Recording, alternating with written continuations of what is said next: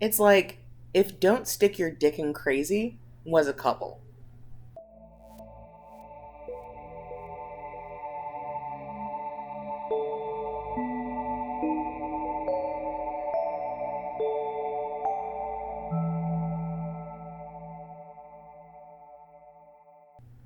Howdy hole, and welcome to Hole Chat, a podcast about boy love, girl love, and queer love comics. Gay shit, basically. Each episode will tackle a different story and discuss the good, the bad, and the egregiously horny. I'm your host, Chuck, and with me today is my partner in crime, Keelz. Say hi, Keelz. Hi, I'm Keelz. I am very cute and also into this gay shit, though I am burdened by the tragedy that is killing your gays, which is a very popular queer trope, as we all know. So I honestly am behind on reading any queer media, so I will probably interrupt. This is going to be new for me too. Yeah, she's coming in pretty fresh in a lot of these comics, so I've maybe told her a few things at times, but not enough for her to really know.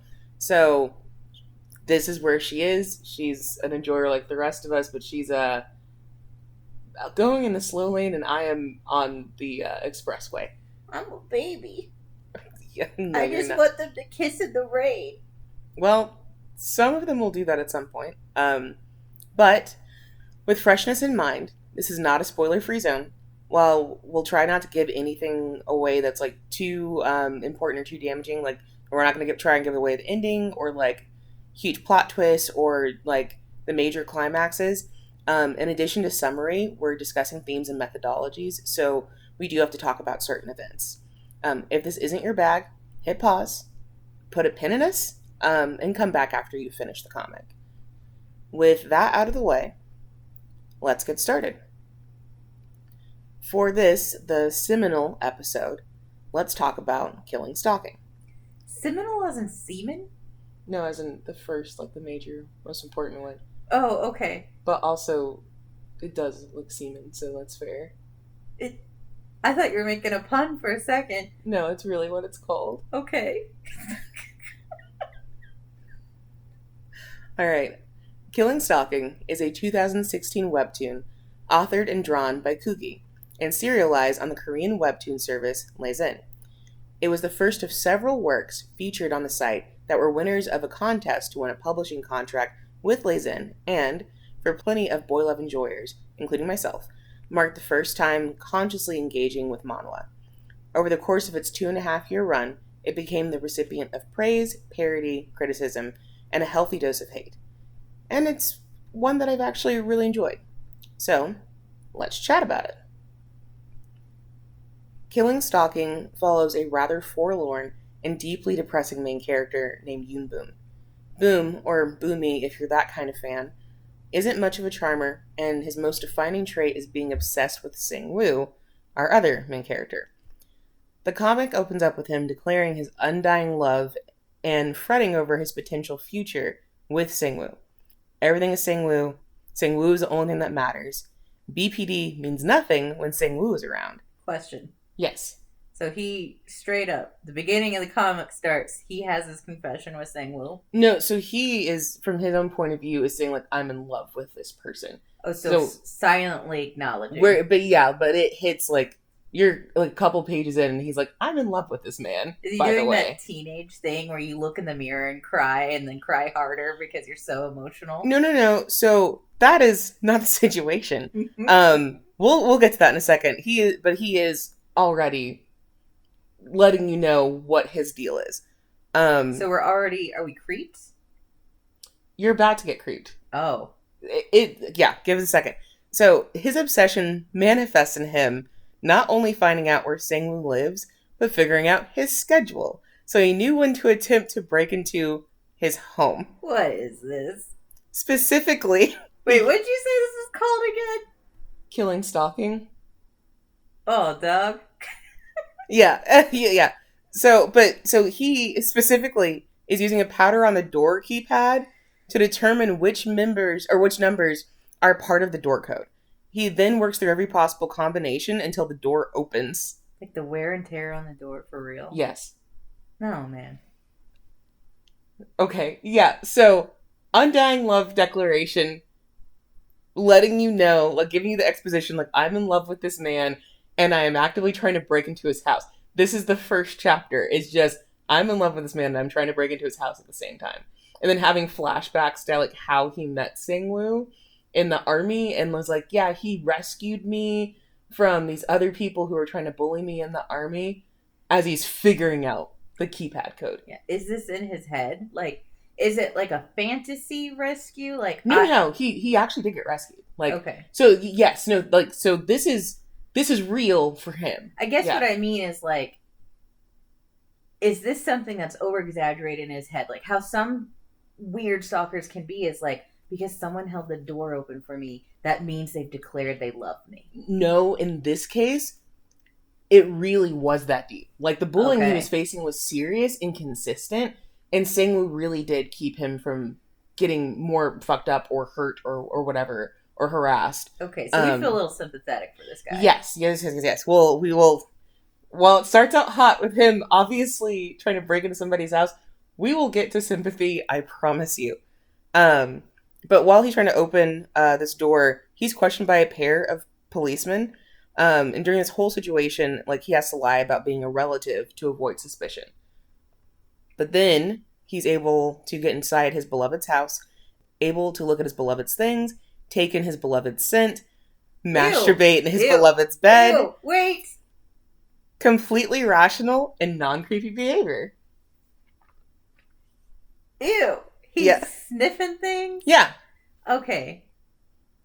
Give me an example of what he sniffs. Well, he sniffs his pillow. Like he goes up to his room and he sniffs his pillow and like still sits in gross, his bed. but you don't want to know where my imagination was. He didn't find those things. That's the only reason why he didn't. Oh. Yeah. Oh, this is real stalking. Yeah, no, like it's not a joke. Ew, is he gonna eat toenail clippings? No. Again, he only gets what he can get, which this is as far as we can go. As he finds his bed. Yeah. So like I said, this all takes place from the first chapter of the comic. And it's honestly a great way to set the tone for the rest of the series. Because if we're starting this low, there's not a whole lot of hope that things will improve. Boom, our unfortunate lead, is like a low-key criminal with little to no prospects, whether it's personal, professional, or educational. So if you look up strung out loser in the dictionary, his face is probably there, lovingly painted by Koogi. So how do you turn this failed criminal's life around? Have him cross paths with a bigger, exceedingly worse criminal. Enter Sangwoo. Sangwoo is a gorgeous young man with a bright future, great prospects, good friends, a nice house, and the absolute trust of every law enforcement official in a 30-mile radius. Oh no. That policeman from earlier, he's partners with one of the higher-ups who is coincidentally like an uncle to Sangwoo. The whole police force has a soft spot for him and would absolutely be suspicious of someone trying to enter his house. How does he know them? Do we know that later? We will get to that. Okay. Yes. I'm impatient. Sorry. Well, there's so much to go through. Those same cops cross paths with Sangwoo a short time after Boone breaks in and act as the catalyst for him to return home sooner than anticipated. So, Boone, meanwhile, has been disrupted from his Sangwoo-induced haze by a loud noise coming from somewhere in the house. Oh, so Sangwoo's the paint and he's huffing it. Yeah. Sorry, just like... Yeah. Oh, man. I mean, you're not wrong. That's absolutely right.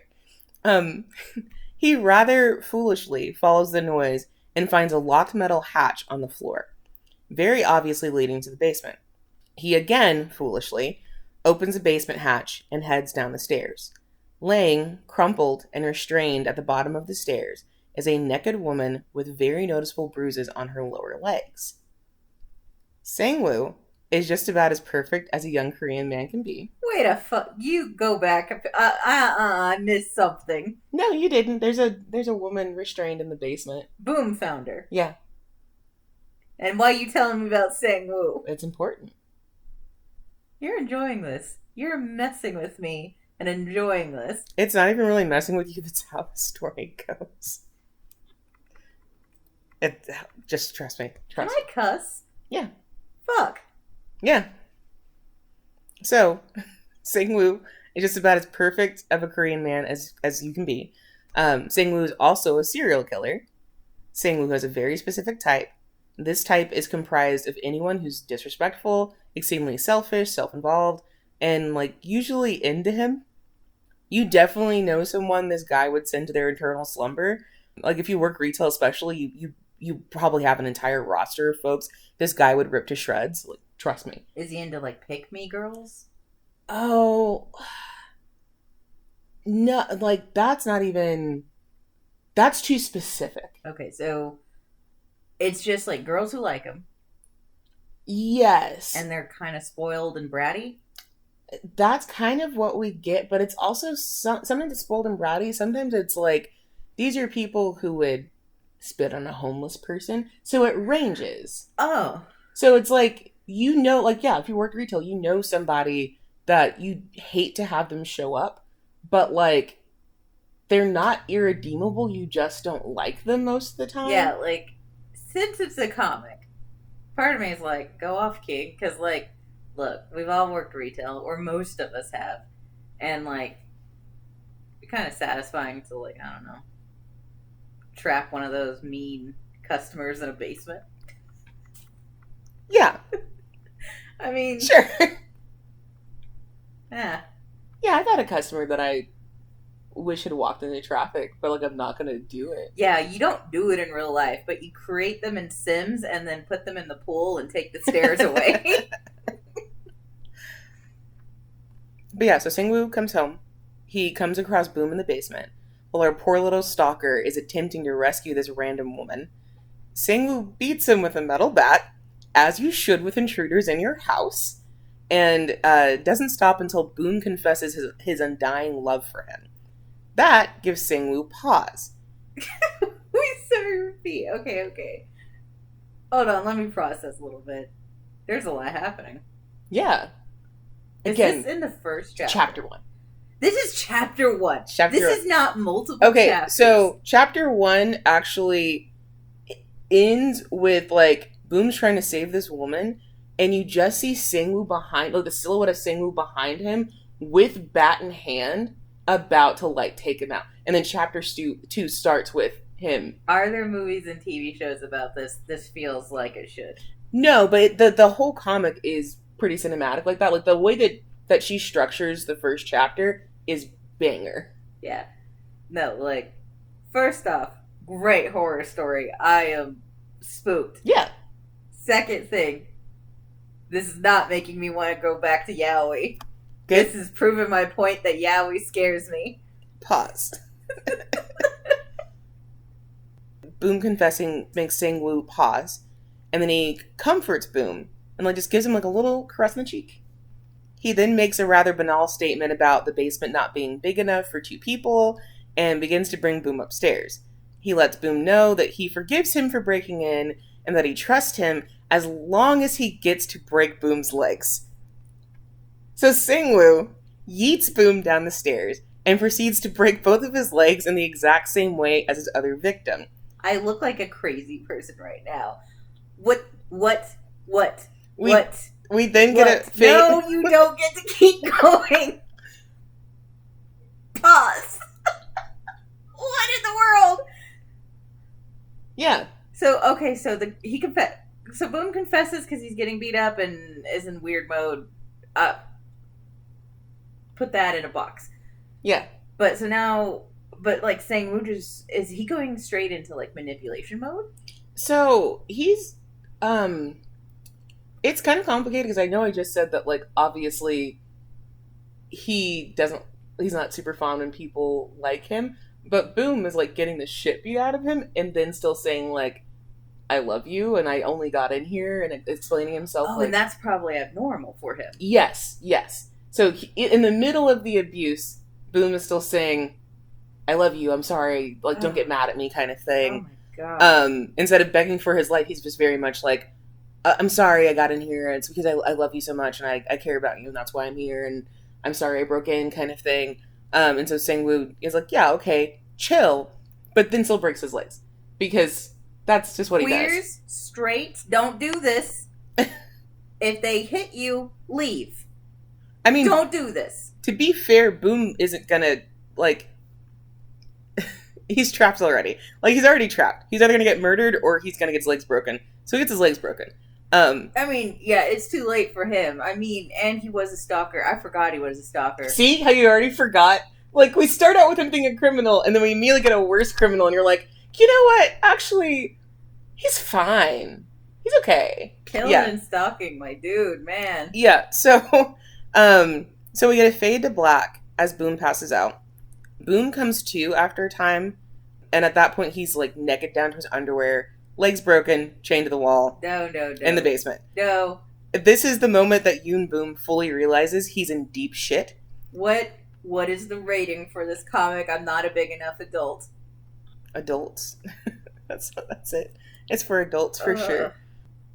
But yeah, despite the ever-present danger, Sang-woo, with the knowledge that Boom, 1, won't fucking tell anyone, and 2, doesn't quite fit his victim profile, he keeps him and lives with him for the remainder of the comic.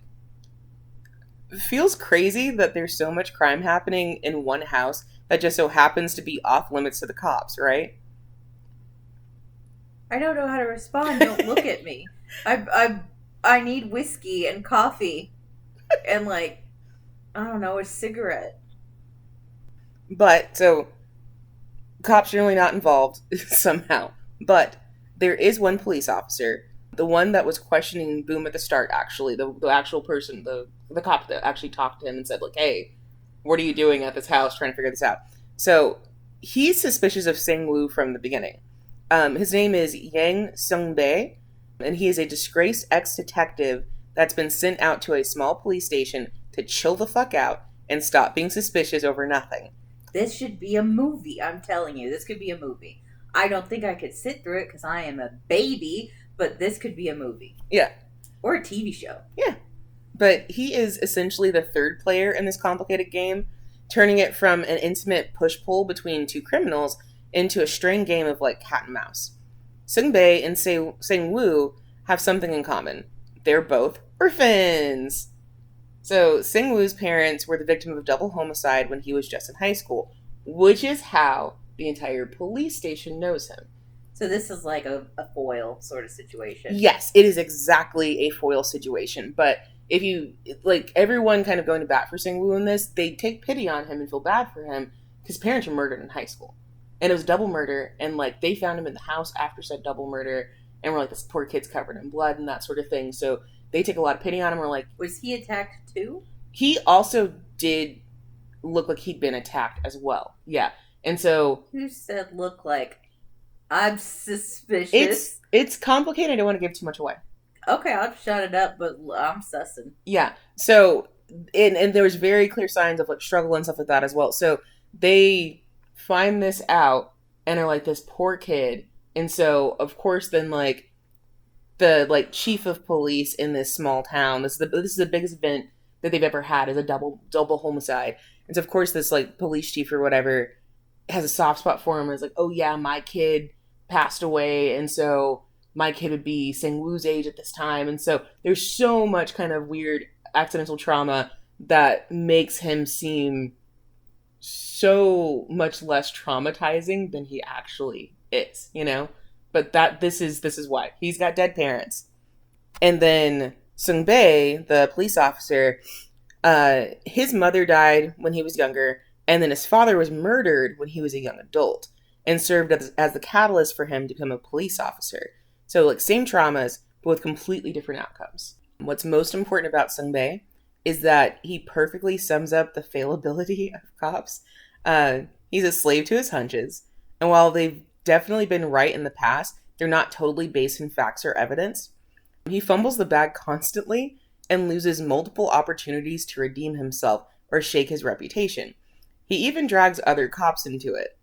He claims that he's fighting for justice, and I'm sure he truly believes it, but he's truthfully no better than Sang-woo. He loves to move goalposts to justify his actions or prove that he's right, and he holds a disdain for those around him and sees his failures as unfair punishments. He regularly bends and breaks the law, rarely reporting any of his shenanigans to his superiors, all on a hunch. Doesn't matter if he's right, he still sucks. So he's not a good cop. Like, and we are not being presented with a cop that is supposed to represent a perfect, morally good man. Yeah, like you get where he's coming from. And again, he's not wrong about Sing Woo being deeply unsettling. But Like, he's breaking procedures and doing it wrong. yeah, and he's that cop that like takes things too far. Like if he sees you committing a crime, he's gonna beat first and ask questions later. Yeah, it's like perpetuating that idea that the only way to solve a crime is to break the rules, which should not be how you do it. Like, I could go off on this. I will not, but I could. Like, okay, case in point, this is the face that Sing Woo gives him. Ew. The first time he meets. I've never seen what these people look like. Yeah, and then he says something super chill to him. So, like, his first interaction with Sing Woo is not great, but that's the only hunch he has, is a young man making kind of a weird face at him, right? And so you feel like he's kind of justified, but then he never actually backs up any of his shit. Wait, so, okay, we feel like we're justified because we're the audience and we know what Sang Woo is up to. Yes, exactly. But he only has, like, one weird look. Yes, that's it. Dog, no, like, look, you got the spirit, but it's wrong. Yeah, exactly. Jumping people because they looked at you weird, like, that's not a cop we want to support. It feels a little stop and frisk racism time. Yeah, it feels a little like that. It feels problematic. We don't like problematic in here because ACAB, so you know. Yeah, absolutely. And like, but yeah, so he sucks, and it's clear that he should have done therapy at some point in his adulthood. He had access to it, probably should have. But he still provides a unique foil to Sing Woo, and that they've chosen opposite paths in their lives despite similar beginnings. And like how good people can be shitheads too. Yeah, okay, so to go back to the foil bit of it, does that mean Sang Woo has some honest good traits? Yeah, like so again, back to Boom's like flashback about how Sang Woo saved him in the military. Sang Woo really didn't think that bullying was appropriate. So he didn't stop it to get anything out of it. He did not benefit from helping Boom at all. Okay. This story's freaking me out, but like the morally grayness of people as a whole, I'm kind of into. Yeah, and there are some other scenes where like Sang Woo is like definitively tender about things, or he has like little quirks about him that are honestly kind of sweet, but like he is still murdering people. It's honestly adding to the tragedy of like maybe if some help had happened, he wouldn't be killing people. Yeah, like he helps a little kid later find his mom that's like lost in the grocery store and is super chill about it, but like everything's tainted by other things that are going on. Everything he's done. Yeah. And like, is this like a trifoil? Is he very much like there's something about him that is why the way he is? Yeah, we're about to get into trauma time. It looks bad. That face you're making looks bad. I'm scared. We're not going to go too deep into trauma town, so I wouldn't don't. I'm just getting a little bit of it. Yeah. Listeners, I'm weak. I scare people in the movie theater when the music gets too intense. I'm very sorry. Well, there's no music here, so there's nothing really to worry about. I am not comforted at all. Now I'm scared, because now it's very much like that scary moment when the thing's gonna jump out at you because the music's quiet and you're like, oh god, this is the real scare. This isn't the jump scare. This is the real thing about to happen. No, honestly, I promised you and I promise all you listeners, there is more here. You will find out. I will give warnings about this before I send anybody off to read it. There's definitely more that I am not going to discuss.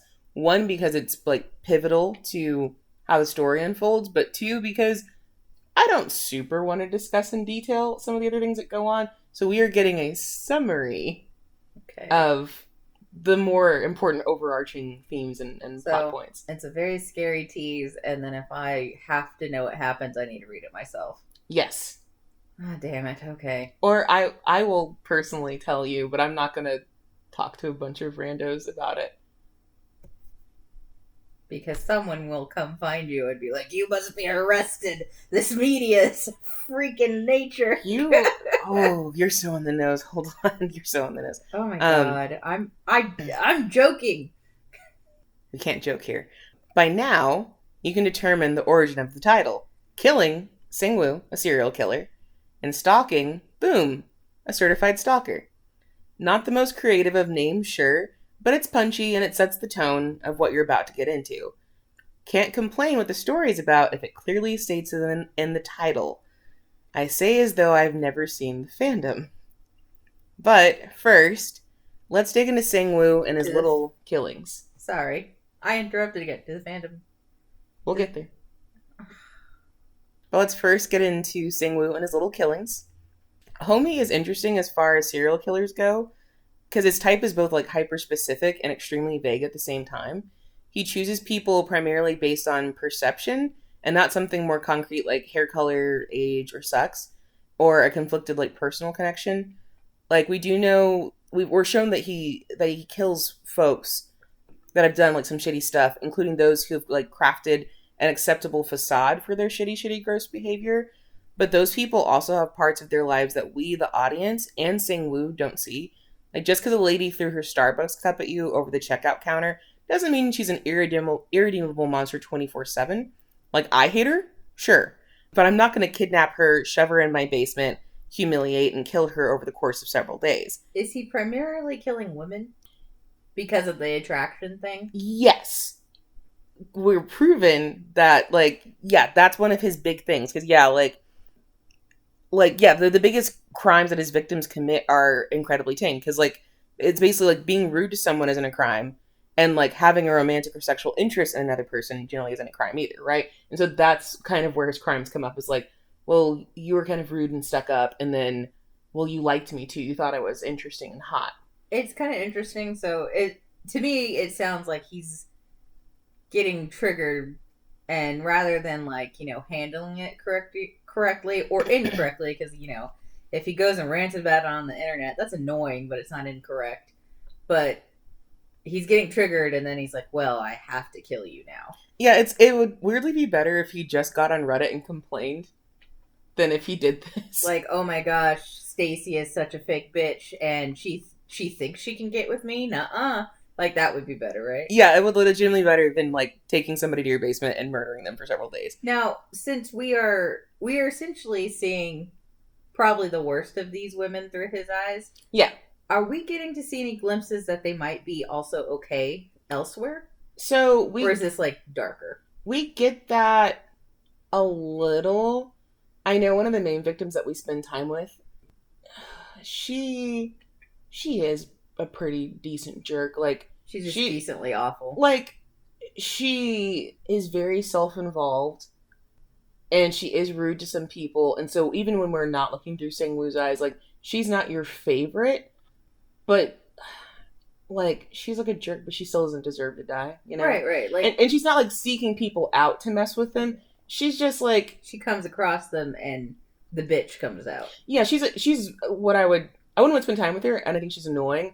But that's kind of it. Like, she's very much the peaked in college kind of type. Mm-hmm. And peaked in college, daddy's money kind of girl. Yeah. So, like, you would just ignore her most of the time. Look, no one deserves to get murdered. Like I said, go kill them in Sims.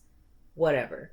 But I guess I'm also just trying to see, like, if we, the audience, are getting anything redeemable about them. Like, if we're going to be feeling any bits of sympathy.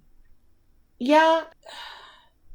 I definitely still feel sympathetic for them, even if it's weird, because there's context around it. So I know that victim and another victim, like, they're not squeaky clean. Yeah, because, like, I guess I'm just wondering, because, like, in, like, Mice and Men, Mm-hmm. You don't feel sorry for that girl when she's killed. You're not meant to. Mm-hmm. You're mad at her. You're like, you messed things up because you let George kill her. Mm-hmm. So, like, I'm wondering if, like, we're having that reaction, like, dang it, because he killed you, he's further down the well. No. It's still Singwoo's fault. Like, oh, so, yeah, okay, so we're still, like, I guess my brain is trying to wrap around, like, we're supposed to like these two as a couple? Yeah, so it's, how do I put this? It's not that, the theme of this is a lot of, like, Stockholm Syndrome. I don't think you really like them as a couple until it's too late and they are a couple, and then you're like, oh, okay. It's like a train wreck and you can't look away then. Yeah. Okay. I guess I'm just trying to... I don't know why I'm trying to fix it. You can't fix it. That's bad. I'm trying to fix it. No, it can't fix it. I can fix him. No, absolutely not. Neither one of them are fixable at this point. So yeah, it's absolutely crazy that Singwoo has taken the stance of sort of kinda cleaning up the streets and saving people from hypocrisy and shitty behavior. When But he acts that way. yeah, because like literally anyone could rub him the wrong way and he could flip on them. He kind of seems to have a moral compass, but is ultimately as much as, if not more so, morally bankrupt than the people he kills.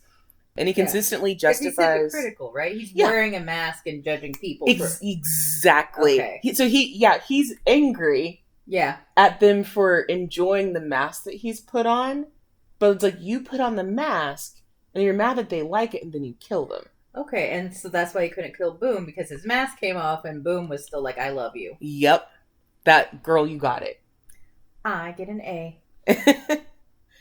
Yeah, so if you're thinking that I have a decent knowledge of serial killer stuff, no. It's all Keelz feeding me this information, and I'm just spitting it back at her. And she caught on immediately because obviously, like, she loves true crime. It's her, like, white woman mantle. Okay, listen, I know I said I'm a wuss, and I know I can't handle relationships like this, but am I a murderino? Yeah. Yeah, I love murder. I want to hear about it. I want them to go to jail. Oh, yes, I'm there. But I also am a wuss. Yeah. I'm rich in character. In any case, Singwoo is ultimately driven by emotion and feelings more than he is by obsession or compulsion, making him different from a lot of documented serial killers, and in a way, significantly more dangerous. I don't think that's accurate. Okay. I might be wrong. I think, you know what? I think that serial killers that are driven by obsession, those are the ones we hear a lot about. But we have a lot that are driven by passion. And, you know. Well, I think that kind of comes down to, we don't really know how many serial killers there are. You know what I mean? Yeah. We're constantly finding out new ones. Yeah, but so since you're not into murder. Of course not. Right, since you don't want to know, and I don't talk to you about it because you don't want to know. The big sexy ones that you see on documentaries, I would say you're right. These are people who are like OCD and like other stuff. Yeah. But there are definitely a lot of like, these people do not have a way to manage their passions, and that's why they kill. There's tons of them. So I think because you're not aware of those, that you don't know about those. But there's a lot of them. So I would say that that's not quite right. I would also argue, though, in this case, like, it's still kind of like, he doesn't really have like a strong passion either. Mm-hmm. It's got to be that trigger point. Well, so here's the thing. He is acting like a budding serial killer. So yes, he's already a serial killer, but a lot of serial killers in the making, people who are doing like low-level crimes like fraud or trying, can cross over that path into serial killing because of their ego and like narcissism. There's goodness.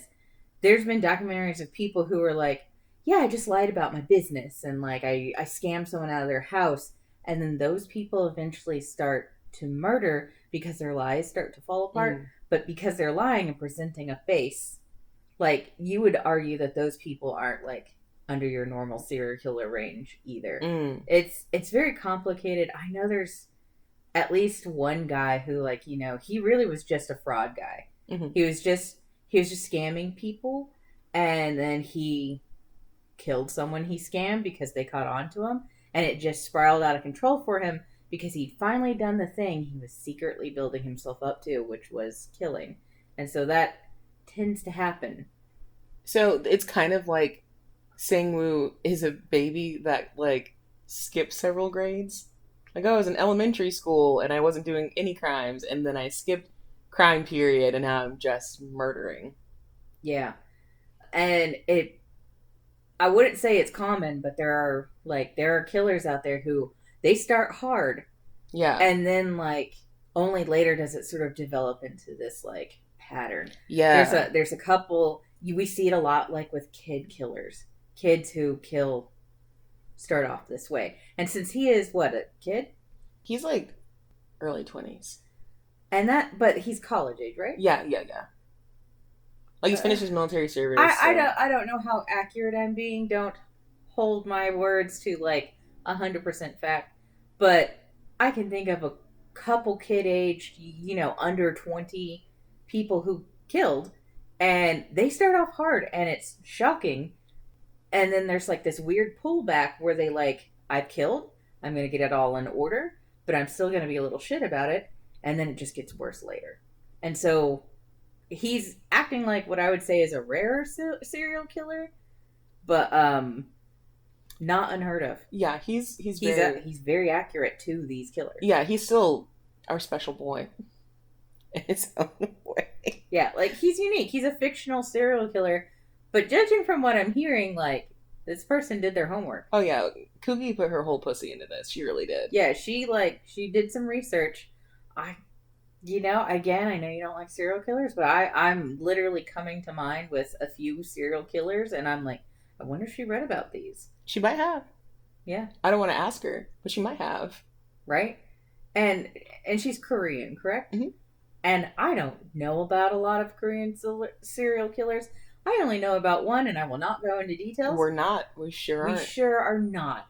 I will one day make my own podcast. I will not. That's a lie. But, I'm just saying. You love murder so much. I do.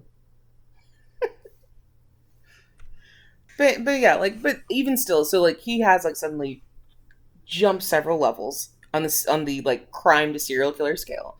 And then his consistent motivation is just physical romantic attraction. That's a really broad thing in his case, because in universe he's considered hot, nice, has a great personality, great prospects. There's no way anyone in this comic isn't trying to climb him like a tree. And that's the mask he's wearing, and everyone likes his mask. Yeah, he has this mask of his personality, but in universe, people really do think he's super hot. K-pop boy. If you made a Venn diagram of his murder pool and K-pop stands, it would be a circle. That creepy boy you showed me, people think are... In universe. We're gonna say in universe. Alright. Because I haven't shown you Boom yet, because Boom looks like a shit show.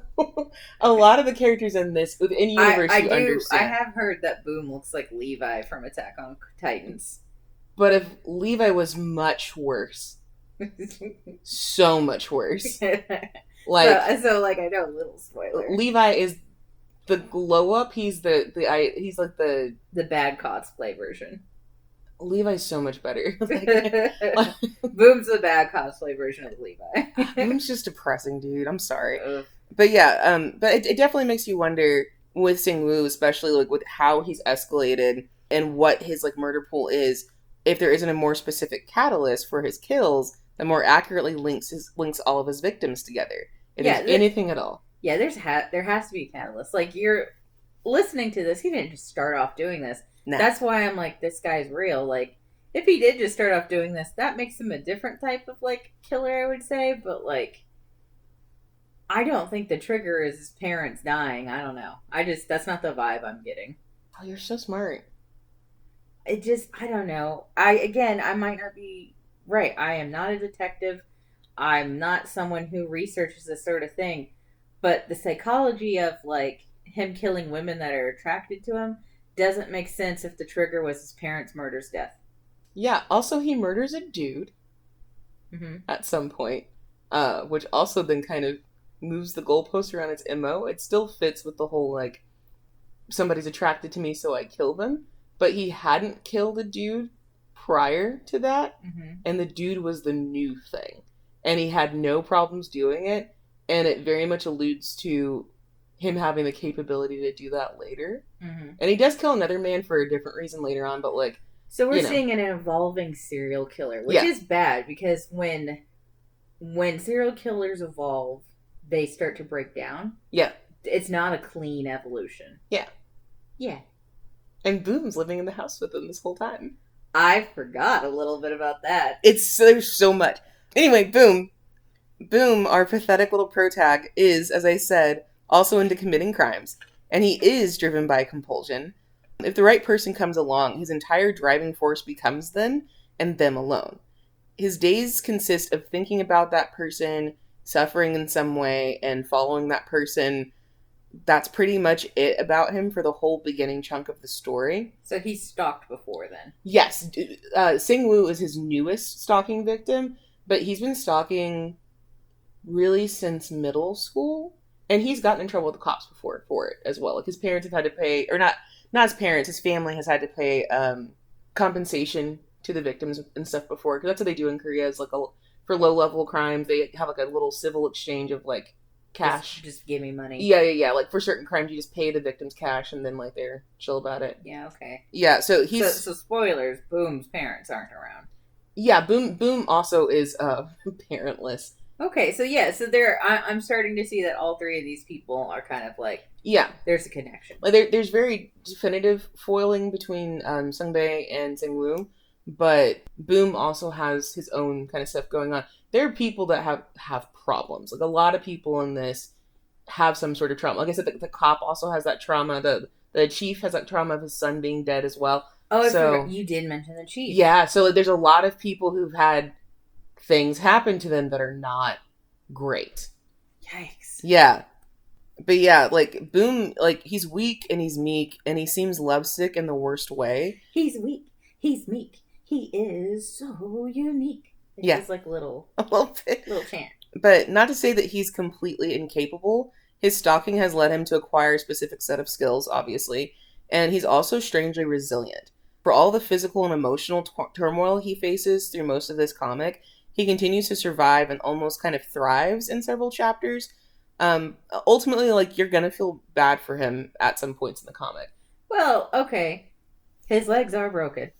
Yes. And I might like this stalker more than the serial killer. I don't know, because there's some really messed up stalker stuff out there. Like I said, there are people who eat toenail clippings. Yeah. But, like, at this point, boy's been banged up and broken legged. I don't know. Yeah, and there's some other stuff that happens that also makes you feel really, really bad for him. Like he didn't have a good start. I mean, he's been stalking people since middle school. Like, no shit. Yeah, he didn't have a good start. I mean that gently. I love you, but no shit. And Sing-woo didn't really have a great start. So like you kind of get where they're coming from. But let's kind of shift gears for a second, because obviously I've talked about like the murdering and I've talked about the stalking and I've talked about some of the other lead ups and stuff like that. But like, where is the boy love? Because we know that Boom... Right, that's what this is about. Right. So we know that Boom is in love with Sing-woo, but like, what else? So Boom and Sing-woo do live together for a majority of the story. And their cohabitation, like, technically fits Beauty and the Beast gone wrong. Well, it technically fits the... You're right. It is very Beauty and the Beast in a way, too. And it technically fits the they were roommates trope. Oh, like, that's funny. Like, very technically. Very technically. So, like... Is there only one bed? I mean, yeah, actually. There is only one bed.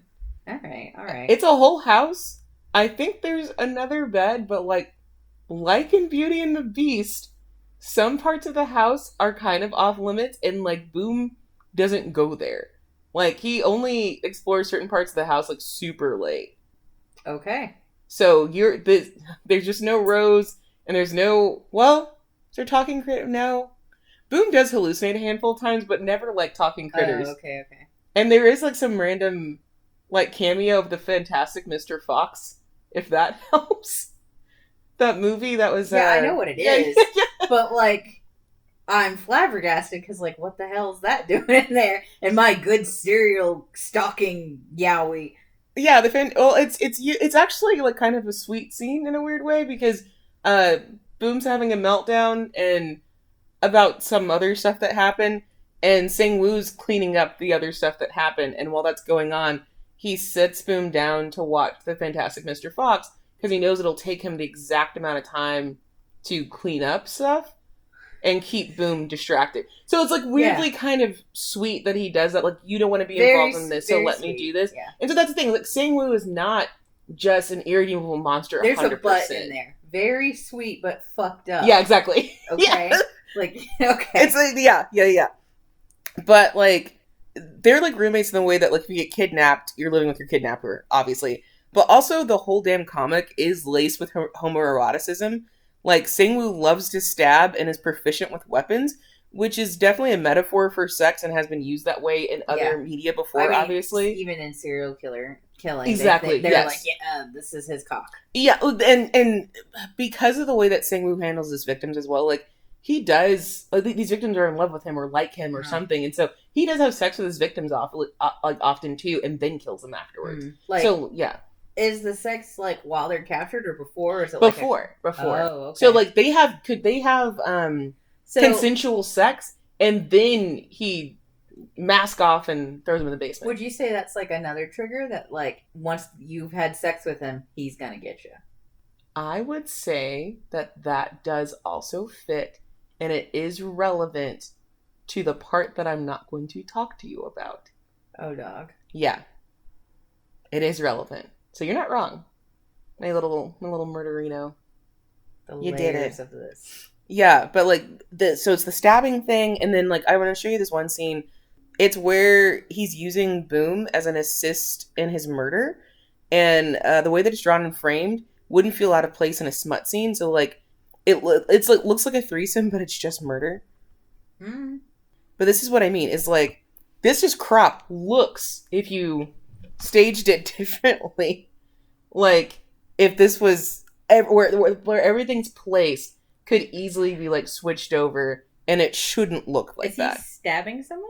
Yeah, someone is getting stabbed. Okay, so someone's getting stabbed. Yeah, but it's the way that it got framed looks like threesome behavior instead of just murder. No, it's very suggestive. Y'all read this, huh? I sure did. I read it twice. Thank you. Oh my god. Look, I'm not judging, but I'm judging. Everyone has their own kinks, but I'm judging. I didn't say I thought it was attractive. I said it was horny. Look, I'm not... and again, I'm not really judging. Like, pee on a balloon. I don't care. But, like, holy crap. Like, I don't know. My brain is just like, yo, you know? Yeah. But they do begin forming some sort of, like, situationship fairly early. And it's mostly driven by Boom's confession of love for Sang-woo. And, like, a couple of other things that, like, will make sense much later, like, once you're all done with it. But Sang-woo kind of domesticates him via humiliation and fear tactics. Like, he'll give him simple household chores to do, but he's forcing him to do it in the clothes of a dead woman. Or beating him up and threatening to slit his throat, for real this time, but then switching to treating him to a hearty dinner and cuddling him to sleep. These are real tactics used by people who have taken hostages in their home. Mm-hmm. And maybe weren't serial killers, but did vile things and held on to a person. Yeah. Yeah, so, again, Koogi, was it? Koogi.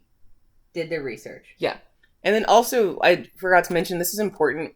Boom has, like, I'm pretty sure if you've seen any, like, promotional art for this, you've seen Boom with, like, a bandage under his chin. He does almost get his throat slit by Sang-woo. Oh. And, like, it's like that for, like...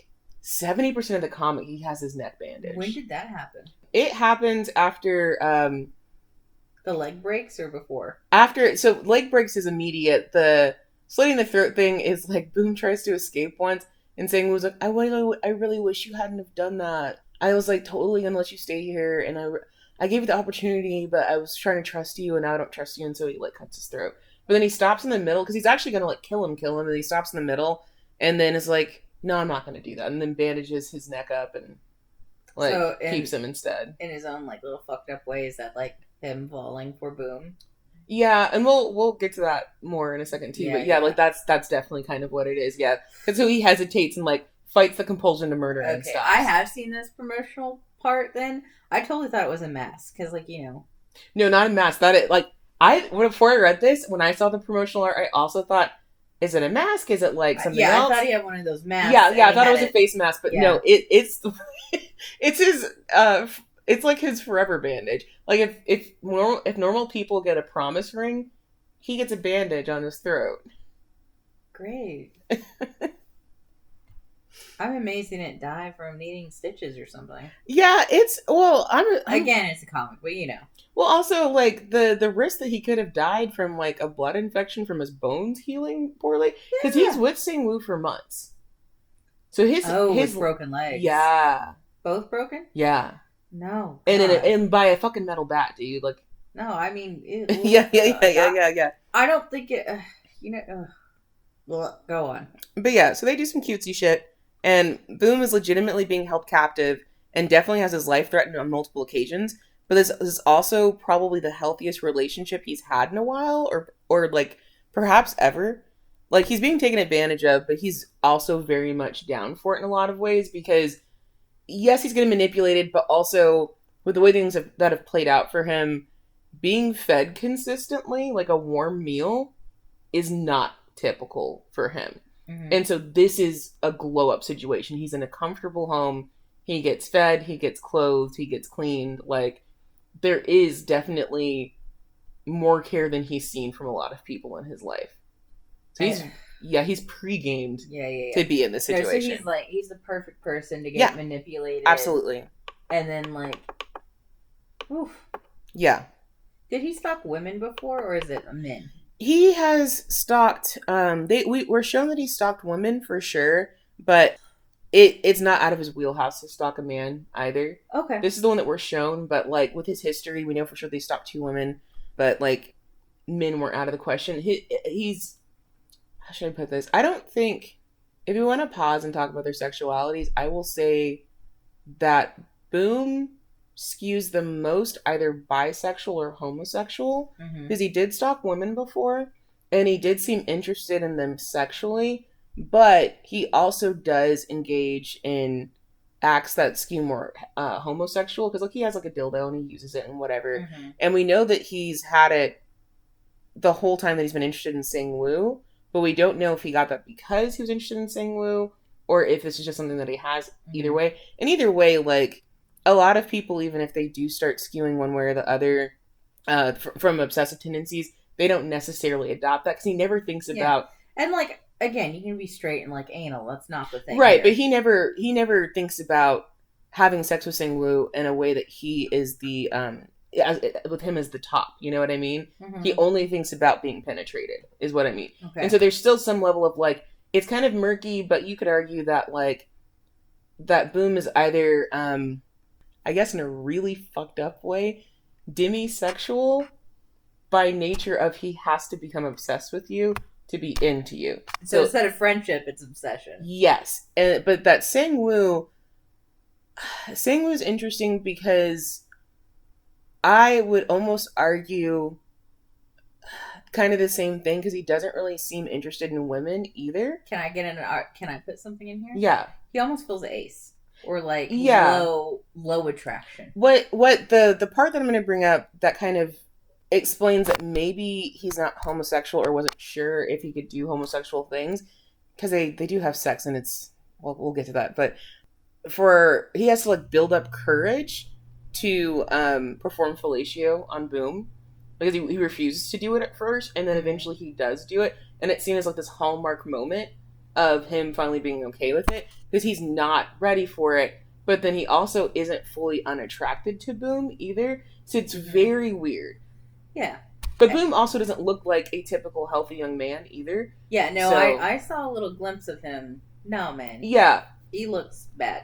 Yeah, so it's complicated. We don't ever really get a full screen on it, but it's definitely not clear cut and it's definitely not a like, oh, straight man gets into like it's not the typical like early 80s 90s boy love thing of like oh I'm a straight man and suddenly I'm into a dude kind of thing. This is definitely queer themes. We've got Boom is definitely something like bisexual, gay, doesn't matter, queer in some way, and like Sang Woo there's something going on. Yes, and it again given with murder tendencies being important to him, his sexuality probably doesn't matter much, so or at least not to him. Yeah. There's a little bit like if they were both healthier people, there's a little bit of like a Hannibal kind of anagram to this because obviously like the NBC's Hannibal, the one that had come out where it's like the show, show with like Hannibal and Will Graham and stuff like that. There's a little bit of that to it as well, where like because Hannibal's obviously trying to kind of seduce Will Graham into you could do a murder too kind of thing, but like in this case though. Sang Woo isn't really, he's not as charming and calculated as Hannibal is. He's more like a precocious little kid with too much malevolence and power. And so even as he tries to like steer Boom in different ways, he keeps getting caught up by his own demons. So like Sang-woo's never fully in control, really, but he has control just almost kind of by serendipity and like basically having a running start to get to that control point. And then like Boom himself, like he's honestly not as unhinged as Will Graham is either, because like the whole point is that Will Graham is, you know, like a good cop, but like is too much of a cop, if that makes sense.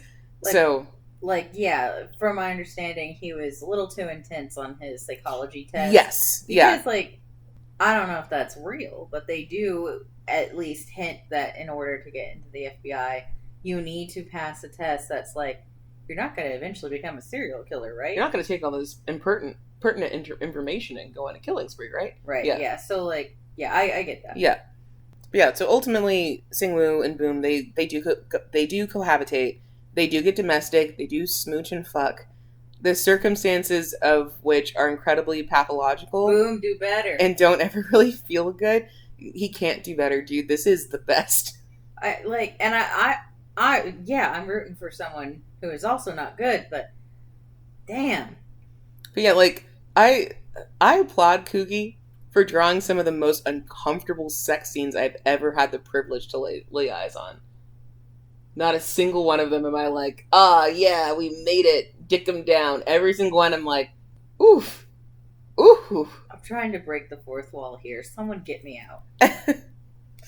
I'm sorry. Every sex scene is just like that. So like, if you get grossed out early on, you will never know peace. I promise you. Like, fucking is basically just another horror element in this already messed up story. And it's getting worse as we go, right? Like, yeah. Everything gets creepier as we go.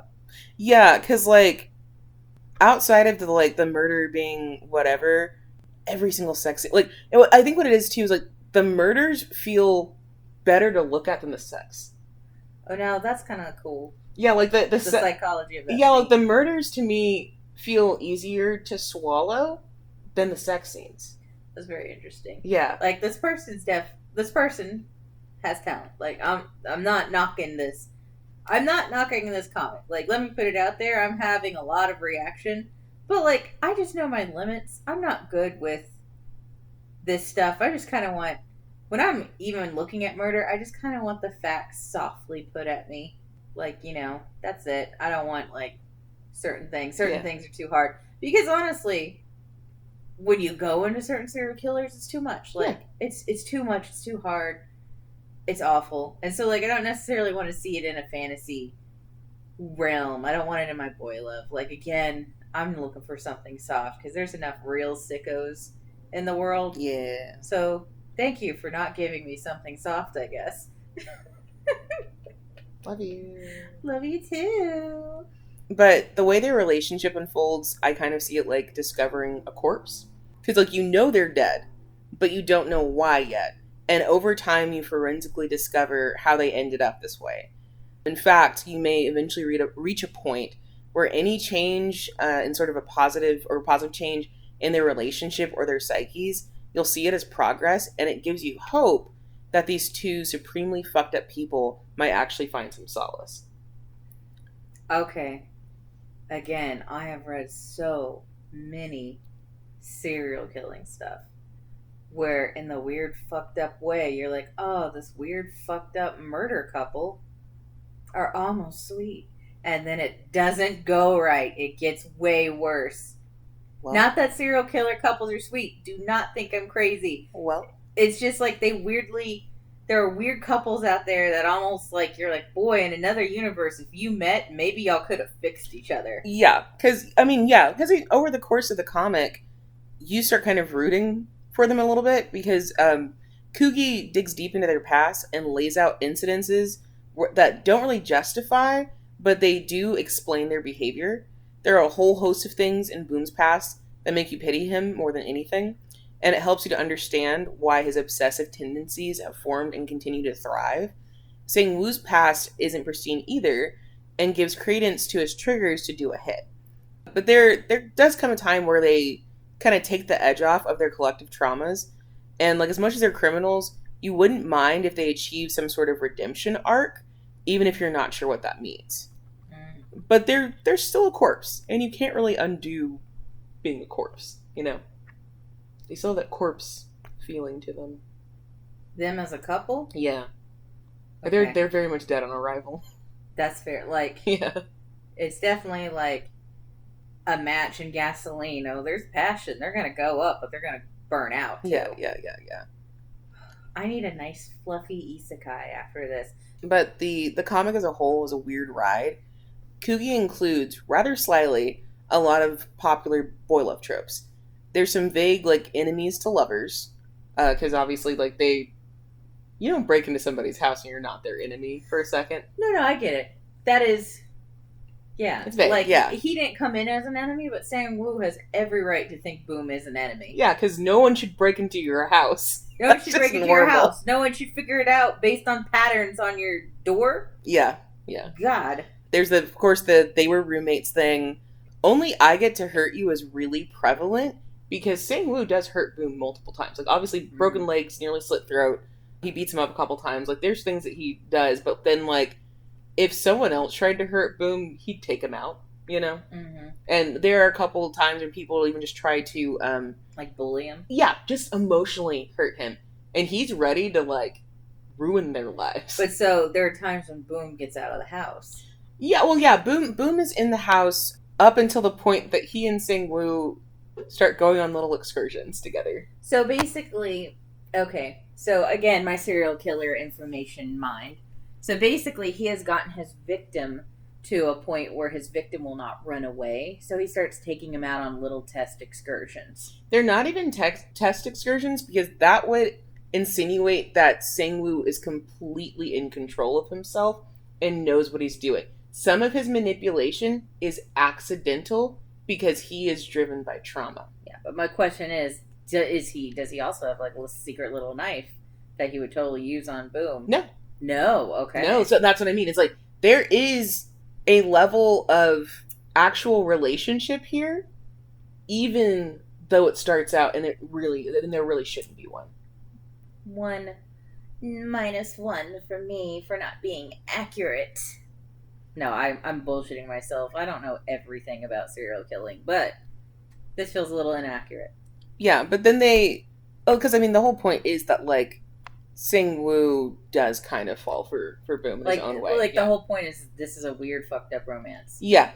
Because then like they get into this us against the world thing as well, like that kind of trope. Yeah. Where Sang-woo and Boom are like, oh, we're different than everybody, and no one really fully understands us, but we understand each other.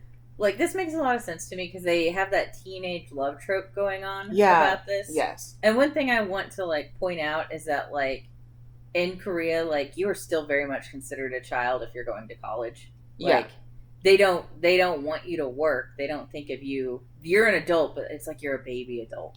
Yeah. So that's why, to me, I'm like, a lot of their actions are still kind of making sense because college students in Korea are still kind of like teenagers over in America. Well, and Boom's interesting too because he's still enrolled in college at this time, but he's older than Sang-woo. But you also really get a lot of opportunity to see that he's stunted. He's underdeveloped. Like he's physically underdeveloped. He's kind of mentally underdeveloped. Not in a way where he can't take care of himself, but like it fluctuates a lot. Yeah, but based off the few images you've showed me in comparison to other people, yeah, he's underweight. Something's wrong. Something's probably bad inside his house. Yes. There's a whole chunk of time where they're doing the trope of like I'll replace all of your first. Like Sang-woo goes in a whole like in a romantic way a little bit. Yes, so Sang-woo goes in a whole tear because like Boom had never gone out drinking with somebody before. So he's like he's in his mid-20s and he's never gone out drinking with somebody before. And in Korea, drinking is a part of being alive, and so he's never done that with someone before. He doesn't even drink at home, and so Sang-woo wants to take him to go do that. Like they go have a little tabletop barbecue and like drink together for and that's Boom's first time doing that. And then Sang-woo kind of gets weirdly obsessed with it and keeps taking him to do stuff that Boom hasn't done before. And then like Koogi kills it with like the visual metaphor. There's some like other just regular metaphor, but visual metaphor I think is where she's super strong with this. Like, let me show you. And her color palette, like, again, you've only shown me a few pages, But the color is intense. One of my favorite pages is where Boom is looking into the washing machine, and he imagines that he sees body parts. Mm-hmm. Like he sees all these body parts. He's reaching in for a piece of clothing, and he pulls out like an arm. Mm-hmm. And then you see all these like gross bodies piled up on top of each other, intestines and entrails. Yikes. Yeah, and then you kind of flash away, and it's just clothing, because all of the clothing is clothing left over from Sangwoo's victims. And so it also gives you an idea that these victims come to the house in one set of clothing, and there's many sets of clothing in this washer machine. Yeah. And so that kind of gives you you a lot of victims. Yeah, it sets like it both sets how many victims Sangwoo has had, but how horrifying it is for Boom's brain to process like these belong to people and they're gone now. Yeah. Also, side note, I appreciate that Boom still looks like a man in a dress and that they didn't like hyper feminize him. No, yeah, Boom looks like he does. Not to discount anyone's style, but I appreciate when you're showing a man in female clothing and not like you're really ridiculing it and making it hyper feminist. Because again, back in 80s and 90s, the early yaoi days, the early yaoi days, that thing wasn't always done well. Like someone would be in a girl outfit and it's a slap joke and it's considered wrong, but like I like this update of seeing, oh, he's a man, he's in woman's clothing. It's not feminizing him really. It's not really like. Yeah, and to be fair, like the him wearing the women's clothing was supposed to be humiliating to him as well. Yeah, right. But it's like, yes, it has the purpose. I'm just saying it's not like doing that thing where it's like, ooh, I'm in a skirt. Aren't I extra cute now, teehee? Yeah, nothing makes Boom extra cute. Like, oh God, there are times when he is actually pretty cute, but in a sad way. Yeah, but you're never excited. I'm never excited to see these people, truthfully.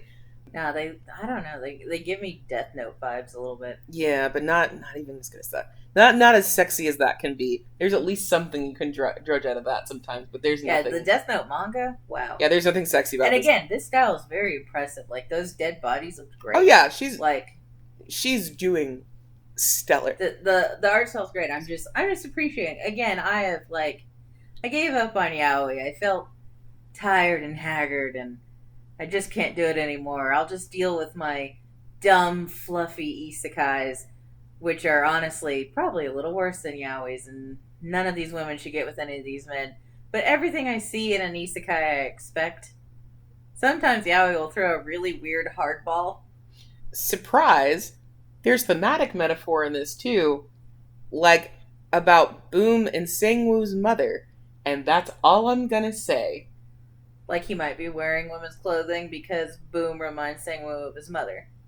There's something there, and that's all I'm gonna say. You'll figure it out. If I'm right, this is because of my serial killer obsession and an acknowledgement of what serial killers have done to victims. Just putting it out there. Yeah. There's also a lot of camp in this story. There are times where it's like, oh, that would be super funny, but what the fuck am I reading? Like, I have a, section of quotes. Like, instead of a banana peel, they slip on blood or something? Like, almost to that level. We don't get quite that silly. I have, a selection of quotes between, Sangwoo and Boom. Like, Boom at one point says, I want to go inside, but they're fucking. And so Sangwoo says, I am in. They're fucking outside then. Yeah. Okay. And then, Boom asks him, hey, where are we going? Somewhere with a lot of screams. Is Sangwoo's answer. And then they're at a theme park after that. Oh. And it's the little jump cuts of that's so funny when you get done, but very dark humor. Or Boom says, I don't like the police, they're scary. Sangwoo replies with, I'm scary. Is he replying that way because he's jealous? Why do you think the cops are scary? I'm scary. Sangwoo's just like this. So he's just That's just who he is. This is his real personality, is being a weird, unhinged little fucko. And so is he being the most real with Boom throughout the comic? Yes. Okay. Yeah, he is. Again, I don't want to like this comic. I'm a weak motherfucker, but this is interesting. It's almost sort of romantic that he feels like he can be himself with Boom. But then you're like, oh, should you be yourself? Is yourself a good person? But yeah, Koogi never takes the story too seriously, despite the subject matter. She writes in... Never takes it too seriously. No, I mean, like, she writes in humorous moments. And, like, she has some over-the-top, like, tense interactions between characters, but they're actually not in any danger. So where it's like revving up the tension like you would in a horror movie. And then they turn the light on and their cat, like, knocks something over and they're like, oh, whiskers, blah, blah, blah. Or, like, you know, or, like... Like Steve Urkel or something? Yeah, it's having sitcom moments. Yeah, there's some moments that almost feel like a dark sitcom, and I will actually say she does little special episodes a couple times, and the special episodes really feel like sitcoms. Okay, but stabby murder, there's a dead woman under the table kind of thing. The Christmas special feels like a Christmas special, but it's Sang-woo and Boom cleaning up a body. Like, she's not taking this too seriously. Like, she's done her research, but she's like, we're going to be silly about it sometimes. I'm not made for this. I like fluff. I do like a little bit of sadness sometimes, but I don't know. Or, like, I am such a hypocrite. I love serial killers. I am not into this serial killing yaoi. I am such a hypocrite, and I'm so sorry. But there is a scene, like, after they get physical for the first time, and it feels like it's right out of some overly cutesy hentai, and Sang-woo's charmed about it. Like, I'm going to show you Keelz, because, like, it sure is something. This scene where, like, Boom's... Ooh, icing! Yeah. Yay, icing! Boom's handling icing. He's got icing all over his hands. God. And then he does this little, like, oh, I wish we could mix like this. Let me look up at you cutesy kind of thing. And, like, I've seen this in hentais before, and I'm like, I don't find that cute or attractive in hentais. This is my first time. The part that you need to take away from this, Boom says this, and then Sang-woo blushes. Girl. He has the audacity to be like, oh, I find that charming. Girl, you kill people. What are you doing blushing? Yeah, so he finds the, like, most over-the-top, like, degenerate hentai move. Sang-woo actually looked adorable there a little bit. Yeah. But, like, all these images you're showing me is fucked up. Yeah, you're welcome. But yeah, all these little beats, like, serve to make you feel more uneasy. Like, they don't make you feel better. You're just like, oh, that almost seems normal. No, it's not. And then, speaking of Sang-woo's face, he has fantastic visual characterization in that he looks aroused when he's killing someone, and, like, death has arrived when he's horny. That alone is both hilarious and extremely off-putting. Definitely dies when he's horny, or like there's like an actual Grim Reaper. Like, when he kills people, it's worse than when he is trying to be horny about stuff. Because let me see, he's supposedly horny here. He looks bored. Yeah, he either looks bored or like he's not into it. No part of him actually is happy about this. Like, this is his face. Constantly. God. But comparatively, when he's, like, killing a dude... Now he's horny. Yeah. That's interesting. Killing a dude, kiss a dying man, totally fine. That's what makes him happy, is doing a murder. Yeah, but, like, the happiest and, like, horniest he's gonna be is doing a murder. Very interesting, very freaky. I want brain bleach. Yeah. I have consented. No one get mad at my wife. I agreed to do this. But, like, I was warned a lot. But yeah, all the characters feel, like, really well thought out and complicated. I keep reiterating sympathy for Boom, but it's not like he doesn't also suck in his own way. You can't feel bad for him if he's spewing the equivalent of unhinged thirst tweets to a man who has actively tried to murder him. He regularly says out-of-pocket shit to Sang-woo. Like, those like K-pop stans on Twitter that'll be like, I want you to impregnate me. This is where Boom is, but he says it out loud. And just the smell my armpits. Yeah. I want to be your toilet seat. Like, this is the level that he's on. Yeah. Oh boy. Yeah. Okay. And so you feel bad for him, but you're also like, you're so cringe and gross and you're taking this too far. But like plenty of the characters are dealing with some sort of trauma, like I said earlier. But it comes down to what they do with that trauma and how they attempt to cope. And truthfully, like no one in this is coping well. Not a single person in here copes well. Yeah, obviously no one is The coping well. Sungbei, the cop, doesn't cope well. Sang-woo's not coping well. Boom's not coping well. When you meet other characters that are like important to their histories, they're not coping well. The cope is It's a thing. not there. Yeah. The theme is coping is not working. Yeah. Okay, so overall, this comic is fun and horrifying and so gross. But I still like it. But what about the fandom? Like I alluded to earlier. The fandom for Killing Stalking is kind of par for the course now, but it was definitely one of the first of its kind. On the one hand, you have diehard fans who make art, fanfic, fan cams, and cosplay all to show their queen, Koogi. And I will say, like, Koogi is absolutely adorable, and she retweets pretty much everything. Like, anything you can think of, she retweets it. I followed her for a while, and it would be like the smallest Twitter account, maybe has like 5 followers, and they would at Koogi and she would retweet their art. Like that's sweet. She's super nice about it. She's very appreciative of her fans. Look, if Miyazaki is someone we can look at, like, you never know who's creating the cute things and the dark things.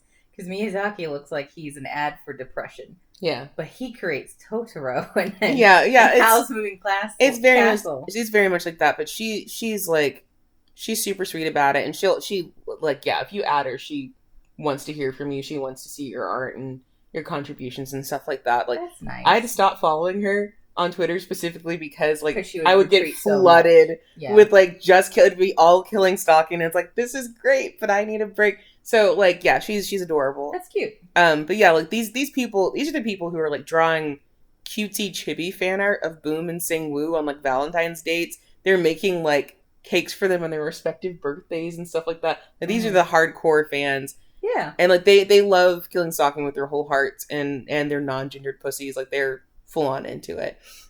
And then on the other hand, you have a ton of people who proclaim to hate it, which is on its surface super fair. But they hate it in the way that they read every single chapter the day it dropped, beginning to end, multiple times, and screenshotted scenes to post on Twitter. Okay. I hate that type of fan. Uh-huh. You can at me. Like, look. Don't hate love something. Look, I'm not into this comic. I'm not going to read it.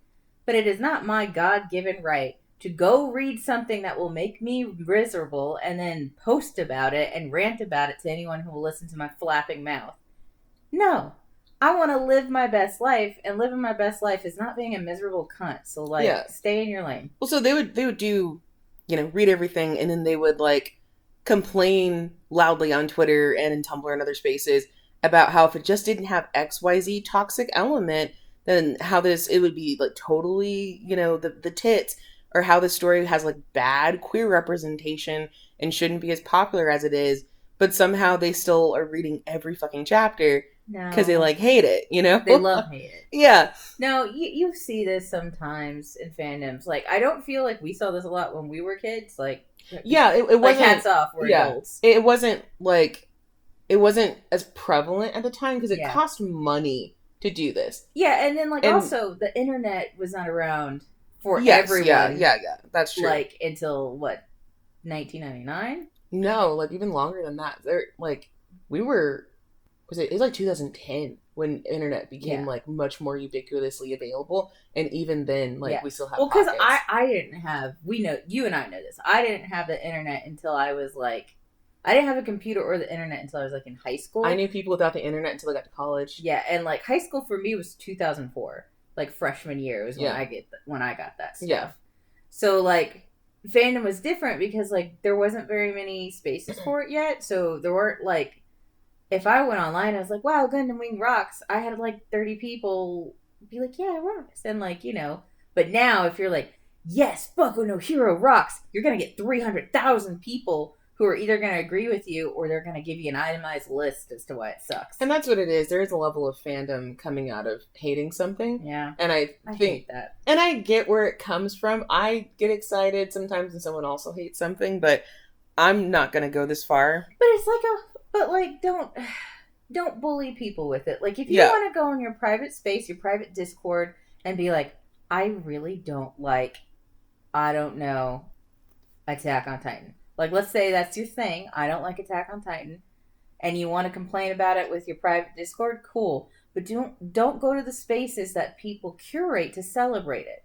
Like, that's mean. You're crapping on their parade. Well, the some of the fans I think are just like huffing a lot of copium because like they would even some of these folks actually even bought the like physical copies of this manga. Like they produce books To and what? they To do book burning? no, not to, they bought the books and then would get online and kind of put on this facade of like, oh, I bought this book not knowing how bad it was, even though it had been out for years at that point. And Like I they didn't, could have like looked it up. and they were like, oh yeah, I bought this book. I didn't know how bad it was, but like, just PSA, guys, like, don't buy this because it's full of all these problematic themes, and like, I'm just letting you guys know that it sucks. And it's like, you're gonna buy book 2. Don't fucking lie to me.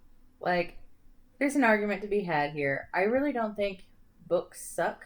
I do think the people who write them can suck. Like, there's no lie about that.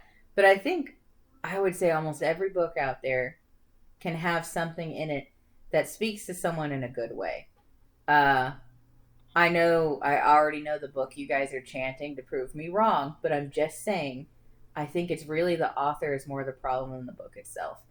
I don't know why I'm defending a book like it's gonna come alive and like it would in Toy Story, but like I'm just passionate about like secret messages people can get from books. You never know what fucked up story is going to help someone in some way. Like, there's a book, uh, Let the Right One In.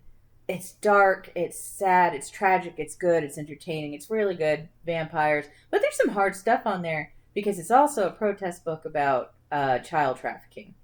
And it's not written in the US, so it's about problems in their culture. And so it's just like it gets at you. And so it's like, but that book helps someone. That book helps someone. Even if, like, I pick it up and I'm like, ooh, I'm going to have nightmares for days about this. But that book was out there to help someone. Mm-hmm. This weird stalking and killing thing probably helped someone. Like, maybe figure something out about themselves. Maybe, like, just like was an introduction to something they didn't know they wanted.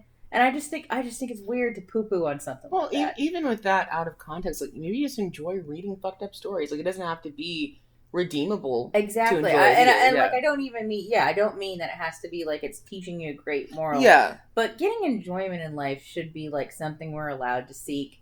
And like as long as you are not hurting someone, and I mean for real, physically harming someone or emotionally harming someone, I don't think you should crap on someone. And like I understand hate reading as well because I'm not immune to it.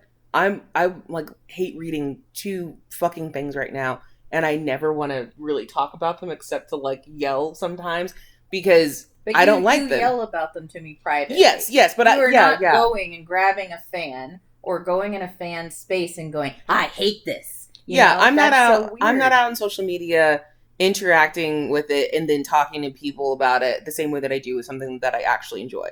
This whole thing is very much giving projection and like the whole I promise I'm not a bad person for enjoying something kind of fucked up.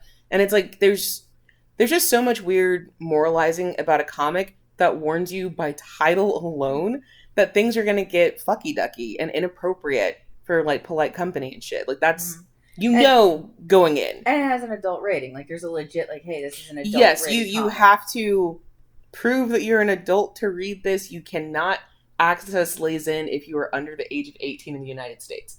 Mm-hmm. It is an 18 years and only comic service. Mm-hmm. I know things like Tappytoon and Tapas and Webtoon have all ages sections. There is no all ages section for Lazen. Like some of the comics are all ages that they're hosted there, but I've even noticed that the all ages comics on Lazen eventually get contracts with Tappytoon, Tapas, Webtoon, some other platform that does have an all ages like lock section. So if you were on here, come on.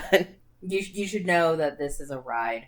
Yeah, like they're just some of these morally righteous people have like the book copy sitting in their rooms right this second, and they continue to try and put Koogi on blast on their private Twitters and shit. It's wild. It's just wild. It's a shame.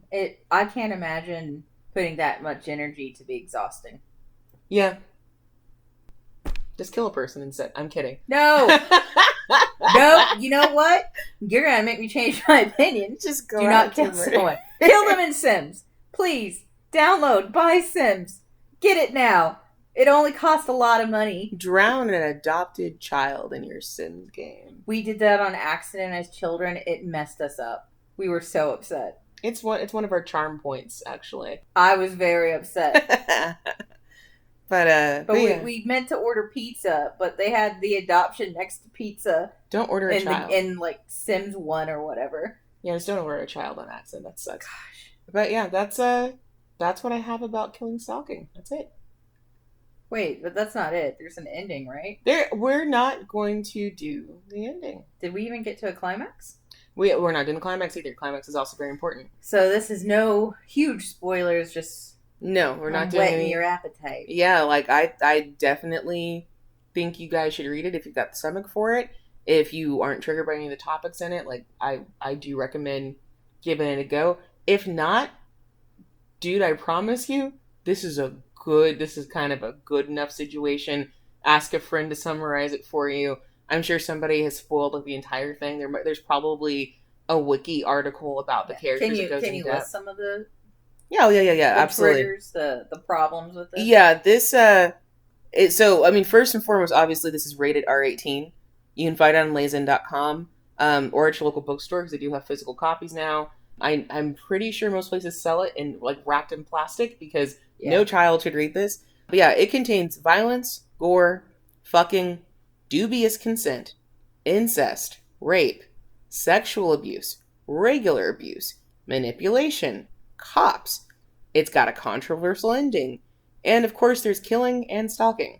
So if any of those things are not in your wheelhouse, skip it. What sucks is like if you take a chunk of those out, I'd be interested because I'm like, ooh, serial killing, cops, and then you drop in like rape and incest, and then I'm like, no, I don't. It's really not my speed. This comic is not someone like my speed. Yes, but it's you can tell this is very well put together. Yes, it's great, but it's not going to be everybody's cup of tea. Yeah. So if this is all you can do, that's fine. Stop here. If you're really interested, and again, like I do recommend it if you can stomach it, go for it.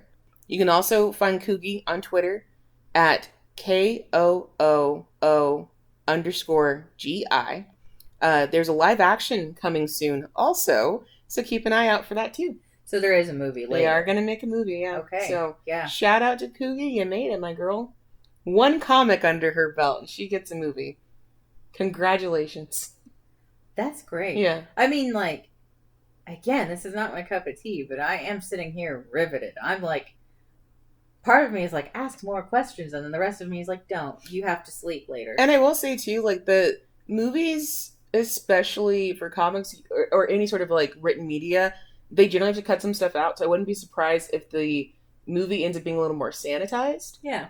So, if anything, find a friend, or maybe, I'll mention it later when it's actually out. It may be way more your speed if some of the more scrungy bits of this comic are not to your taste. The movie might be right up your alley. So please look out for that. Be nice to Koogi. She deserves to be taken care of and treated nicely. Mm-hmm. But yeah, if anybody who's listening to this like this, please give us a like or a share or a bookmark. Tell your friends, whatever. You can find us on Twitter at whole_chat, on Bluesky and Tumblr at whole-chat, and if you want to send us an email, that's whole.chat.69@gmail.com. But that's it. See y'all next time, and keep it tight.